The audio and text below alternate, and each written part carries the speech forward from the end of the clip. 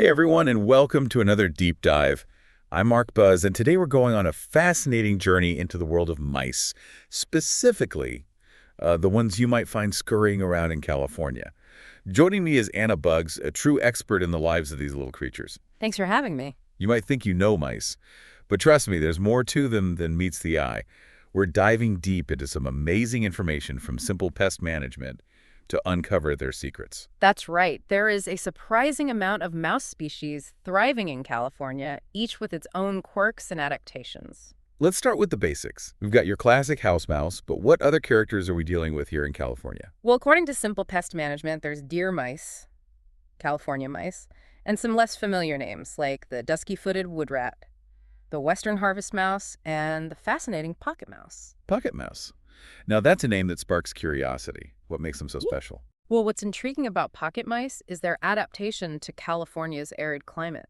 They have these fur-lined cheek pouches that are not just adorable, but actually crucial for their survival. Those pouches allow them to gather and store seeds, efficiently navigating the challenges of a dry environment. Wow, so it's like their own personal pantry on the go. That's incredible. I'm already starting to see mice in a whole new light. And that's just the beginning. Another species that stands out is the deer mouse. They might seem harmless, but they can actually carry hantavirus, a serious respiratory disease. Yeah, that's a good reminder that we're not just dealing with a nuisance here. There are potential health risks to consider. Speaking of those droppings, they can actually pose some health risks, right? Absolutely. Hantavirus is transmitted through contact with infected rodent droppings or urine, particularly when those particles become airborne. So recognizing the signs of an infestation and taking precautions is crucial. So it's not just about those little black pellets we find under the sink. We need to be aware of the potential dangers lurking in those droppings. Exactly. And speaking of droppings, that's actually a key indicator of a mouse infestation. Simple Pest Management highlights a number of signs to watch out for, including droppings, gnaw marks, tracks those telltale scratching noises, and even nests. So we know we need to be on the lookout for droppings. But how can we tell if they're from mice and not, say, rats? Good question. Mallow droppings are typically small, dark, and pointed at both ends. Rat droppings, on the other hand, are larger and may have a more blunt or cylindrical shape. Knowing these subtle differences can help you identify the culprit early on. So it's like detective work, examining the evidence and figuring out who's been scurrying around our homes. Precisely. And it's not just droppings. Mice can leave a trail of clues, gnaw marks on furniture or food packaging, tiny footprints along walls, and those rustling noises in the dead of night all point to their presence. So we've talked about identifying mice and spotting the signs of an infestation. Now let's get to the part everyone wants to know how to get rid of them. Simple Pest Management recommends a multi-pronged approach, starting with sealing entry points. Right. That means finding and sealing even the tiniest holes. Mice can squeeze through surprisingly small gaps, so you really have to be thorough. It's like they're liquid. Okay, so we've sealed up all the obvious entrances. What about making the inside of our homes less appealing? Let's talk about cleanliness. Maintaining a clean environment is crucial for mouse prevention. It's not just about aesthetics, it's about removing food sources and making your home less attractive to them. Store your food in airtight containers, clean up spills immediately, and take out the trash regularly. Right, because even those tiny crumbs we barely notice can be a feast for a mouse. Exactly. And don't forget about potential nesting materials. Mice are resourceful and will use anything soft and cozy to build their nests. So minimize clutter, eliminate hiding spots, and store things like blankets and clothing in sealed containers. So it's like we're playing a game of chess, anticipating their moves and cutting them off at the pass. But sometimes, even with the best defense, those little critters still find a way in. What then? That's when traps come into play. Simple Pest Management mentions both snap traps and bait stations as effective tools for dealing with an infestation. I've heard mixed things about bait stations. Are they really effective, and are they safe to use around pets? Bait stations can be quite effective, especially in larger infestations. They offer continuous baiting, which helps to control the population over time. And as for safety, many bait stations are designed with tamper-resistant features to minimize risks to pets and children. That's reassuring. So it's like a little buffet for mice, but one that ultimately leads to their demise. Exactly. And placement is key. Think about those areas where you've seen evidence of mouse activity. Place the stations along walls and corners or near potential entry points. So before we move on, is there anything else we should keep in mind when it comes to mouse control? One thing that's often overlooked is the importance of professional pest control services. If you've tried DIY methods and the infestation persists, or if you're dealing with a species like the deer mouse, which carries a higher health risk, it's wise to involve a professional. That's a great point. Sometimes DIY isn't enough, and there's no shame in seeking help from experts who have the knowledge and experience to handle the situation. Exactly. Pest control professionals have access to a wider range of tools and techniques, and they can ensure the job is done safely and thoroughly. This has been super informative. Mm. So before we move on, I want to remind our listeners that if you're enjoying this deep dive into the world of mice, be sure to follow and like our show. And of course, for all your pest control needs, check out Simple Pest Management, the experts who helped us navigate this fascinating topic. Absolutely. They offer a wealth of information and services to help you keep those pesky critters at bay. Now let's dive a little deeper into the world of mouse behavior. What are some of the things that make these creatures so successful at adapting to different environments? One key factor is their incredible agility and their ability to squeeze through incredibly small spaces. Remember those dime-sized holes we talked about? Oh yeah, I'm still amazed by that. Yeah. It makes you realize just how persistent they can be. Exactly, and their small size allows them to access areas that are off-limits to larger pests. They can easily navigate wall voids, crawl spaces, and other tight spots, making them masters of stealth and evasion. So it's like they have their own little highway system hidden within our homes. That's both fascinating and slightly unsettling. It is, but understanding their habits and behaviors is key to effective prevention and control. Speaking of prevention, let's talk about some long-term strategies for keeping mice at bay. What are some things we can do to make our homes less appealing to these tiny invaders? One important aspect is landscaping. Keeping vegetation trimmed back from your house and removing any potential hiding places near the foundation can make a big difference. So we're not just talking about aesthetics, but creating a less inviting environment for mice. It's like we're building a moat around our castles. Exactly. And think about those potential entry points we discussed earlier. Regularly inspecting your home's exterior and sealing up any gaps or cracks is crucial for ongoing prevention. It's almost like a routine maintenance check, like changing the oil in your car. But instead of oil, we're dealing with potential mouse invaders. That's a great analogy. And speaking of analogies, I like to think of mice as tiny little entrepreneurs. They're always looking for opportunities to exploit. Our job is to make sure those opportunities are limited. So we need to be one step ahead, anticipating their moves and cutting them off at the pass. It's a battle of wits. Precisely. And remember, prevention is always better than cure. The more proactive you are, the less likely you are to have a full-blown infestation on your hands. Okay, so we've covered a lot of ground here in part one of our deep dives into the world of California mice. We've talked about the different species, their habits, the signs of an infestation, and some effective prevention and control strategies. But we're just getting started. In part two, we'll explore some more advanced techniques for dealing with mice and delve into the fascinating world of rodent behavior. And we'll tackle some listener questions and ponder the future of mouse deterrence. Stay tuned. And don't forget to follow and like our show if you're enjoying this deep dive. We'll be back soon with part two. See you then. Welcome back to our deep dive into the world of California mice. Last time, we covered a lot of ground, from identifying different species to understanding those signs of an infestation and exploring some basic prevention strategies. Now, let's delve deeper into some advanced techniques and uncover the fascinating world of rodent behavior. You know, it's really amazing to me how mice have managed to adapt and thrive alongside humans for centuries.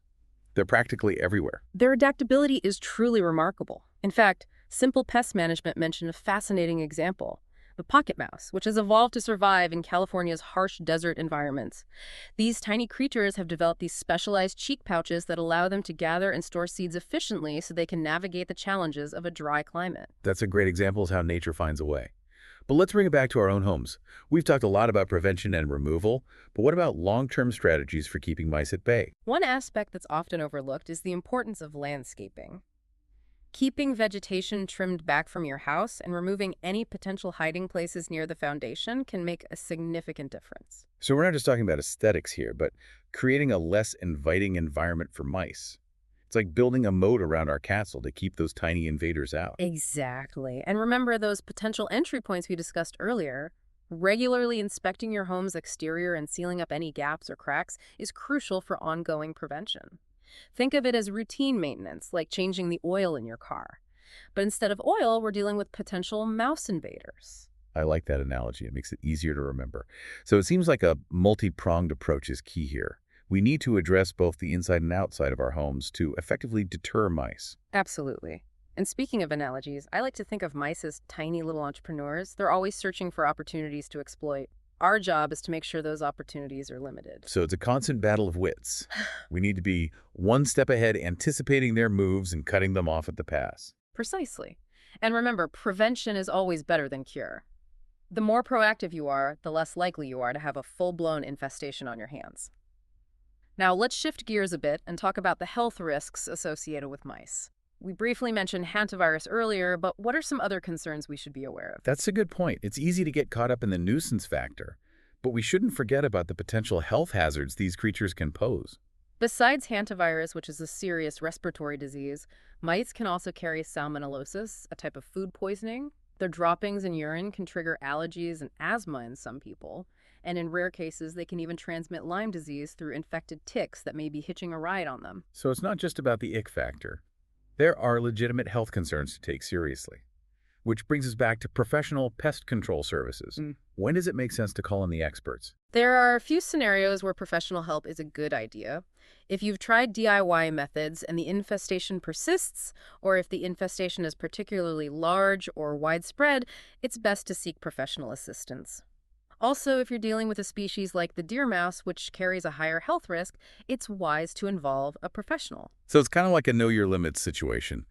There's no shame in recognizing when you need help from those with specialized knowledge and experience. Exactly. Pest control professionals have access to a wider range of tools and techniques, and they can ensure the job is done safely and effectively. They can also help you identify the specific species you're dealing with and tailor a treatment plan accordingly. Speaking of specialized knowledge, let's dive into some more advanced techniques for dealing with mice. Are there any innovative methods out there that go beyond the traditional traps and baits? There are some interesting developments in the field of rodent control. For example, some companies are now using ultrasonic devices that emit high-frequency sounds that are supposed to be unpleasant to mice and deter them from entering an area. That sounds pretty futuristic. But do these ultrasonic devices really work? The effectiveness of ultrasonic devices is still debated among experts. Some studies have shown promising results, while others have found them to be less effective. It seems that factors like the frequency of the sound, the size of the area being treated, and the species of mouse can all influence the outcome. So it's not a guaranteed solution, but it's an interesting avenue to explore. Absolutely. And there are other innovations on the horizon. Researchers are exploring the use of pheromones to disrupt mouse behavior and even developing new types of traps that are more humane and effective.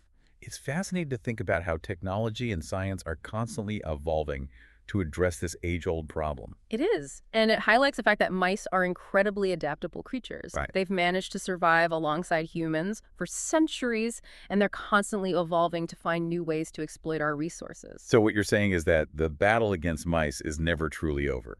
We need to be vigilant and adapt our strategies as they adapt theirs. Exactly. It's a constant game of cat and mouse. I see what you did there. So we've talked about identifying mice, understanding their habits, preventing infestations, and even getting rid of those unwelcome guests. But here's a question for you. If you could wave a magic wand and create the ultimate mouse deterrent, what would it be? That's a great question. If I had a magic wand, I'd create a deterrent that's completely harmless to humans and pets, yet 100% effective at repelling mice. Maybe some kind of scent or sound that's completely intolerable to them, but goes unnoticed by us. Like a silent, odorless force field that only mice can detect. Exactly. Now that would be a game changer. It would definitely make our lives a lot easier. But until that magical invention arrives, we have to rely on the knowledge and tools we have. And that brings us back to Simple Pest Management, the source of so much valuable information for this deep dive. They really do offer a comprehensive range of services, from inspection and prevention to full-blown extermination. If you're struggling with a mouse problem, they're definitely a great resource. Absolutely. And remember, listeners, if you're enjoying this deep dive, be sure to follow and like our show. We love bringing you these fascinating explorations into the world around us. And don't forget to check out Simple Pest Management on social media for even more tips and insights. We'll be back soon with the final part of our deep dive into the world of California mice. Until then, stay curious and keep those mouse traps set. See you then. Welcome back to the final part of our deep dive into the world of California mice. We've covered a lot of ground so far, From identifying the different species to exploring those advanced control techniques, but there's still so much more to discover. It's amazing how much there is to learn about these seemingly simple I creatures. know, right? They're like tiny ninjas scurrying around under our noses. Speaking of ninjas, let's talk about mouse behavior. What are some of the things that make these creatures so successful at adapting to different environments? That's a great question. I mean, they've managed to thrive in practically every corner of the globe. One key factor is their incredible agility and ability to squeeze through those unbelievably small spaces. Remember those dime-sized holes we talked about earlier? Oh, yeah, I'm still amazed by that. It's like Yeah. they have superpowers. Their small size and flexibility allow them to access areas that are off limits to larger pests. They can easily navigate wall voids, crawl spaces, and other tight spots, making them masters of stealth and evasion. So it's like they have their own little highway system hidden within our homes. Exactly. And their nocturnal nature adds another layer of complexity. They're most active at night when we're sleeping, which makes them even harder to detect. It's like they're playing a game of hide and seek and they're winning. Another fascinating aspect of mouse behavior is their social structure. They live in colonies with complex hierarchies and communication systems. So it's not just a random collection of mice running around. There's actually order and organization within their group. Precisely. They use a variety of vocalizations, scents, and even body language to communicate with each other. It's incredible how much we're still learning about these creatures. And the more we understand about their behavior, the better equipped we are to prevent and control infestations. Speaking of control, we talked about some innovative methods earlier, like ultrasonic devices and pheromone traps. Are there any other cutting-edge technologies on the horizon? Researchers are constantly exploring new approaches. One promising area is the development of gene editing techniques that could potentially target specific genes responsible for mouse reproduction or disease transmission. Wow, that sounds like something straight out of a science fiction movie. It does, doesn't it? But it's a real possibility. Imagine a future where we could control mouse populations without the need for harmful pesticides or traps. That would be a game changer. But until those futuristic solutions become a reality, we have to rely on the tools and knowledge we have today. And speaking of knowledge, I want to emphasize the importance of ongoing research and education. The more we understand about mice, the better we can coexist with them. Absolutely. Knowledge is power, especially when it comes to these adaptable creatures. And it's not just about science. There's a cultural aspect to our relationship with mice as well. That's an interesting point. What do you mean? While mice have been featured in folklore literature and even cartoons for centuries, they're often portrayed as both clever and mischievous creatures. Like Mickey Mouse and Jerry from Tom and Jerry. Exactly. These cultural representations reflect our complex relationship with mice. We're both fascinated and repelled by them. It's a love-hate relationship for sure. And it's likely to continue for generations to come. So as we wrap up this deep dive, I want to leave our listeners with a final thought.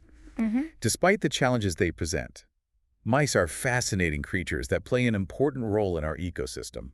They're a vital part of the food chain, and their burrowing activities help to aerate the soil. And let's not forget their contributions to scientific research. Countless medical breakthroughs have been made possible thanks to studies involving mice. It's a reminder that even the smallest creatures can have a big impact on our world. Well said. I think we've given our listeners a lot to chew on today. We've explored the diverse world of California mice, learned about their habits and adaptations, and discussed a range of prevention and control strategies. We even pondered the future of mouse deterrence and explored the cultural significance of these ubiquitous creatures. It's been a wild ride, and I want to thank you for sharing your expertise with us. It's been my pleasure. I always enjoy talking about mice. And before we sign off, I want to remind our listeners to follow and like our show if you enjoyed this deep dive. We love bringing you these fascinating explorations into the world around us. And a special thanks to Simple Pest Management for all the great information they provided for this episode.